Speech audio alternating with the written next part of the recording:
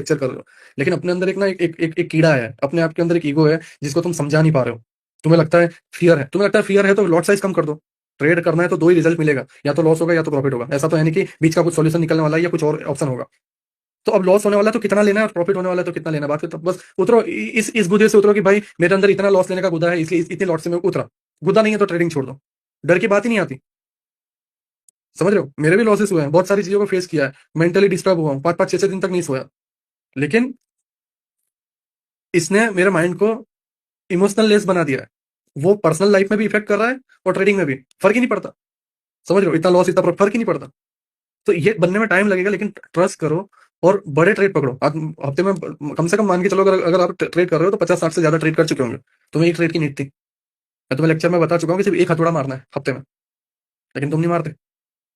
समझ रहे हो, ये मेन चीज है। अगर फिर भी तुम्हें समझ में नहीं आ रहा है, तुम्हारी अपनी लाइफ है, जो करना है करो, कोई प्रॉब्लम नहीं है। लेकिन चीजों को कॉम्प्लिकेट मत करो। देखो आईसीटी के अंदर हजारों चीजें हैं। समझ रहे हो, हजारों चीजें हैं।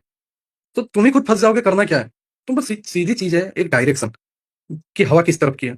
अगर तुम्हें लगता है कि मैं हवा को पहचान नहीं पा रहा हूँ, तो एक लॉट की तुम्हारी कैपेसिटी है तो सबसे उसके 0.5% का लॉट साइज डाल के बस चलने दो। $1-2 लॉस से कुछ फर्क नहीं पड़ने वाला, लेकिन उससे डायरेक्शन पता चल जाएगा, तुम्हें फील आएगा। तुम्हारी बॉडी में एक फीलिंग होगी कि ये कहाँ पे जाने के लिए हो रहा है। समझ रहे हो, कहाँ पे जाने के लिए हो रहा है। और फिर उसके बाद वो डायरेक्शन को कंफर्म कर दो।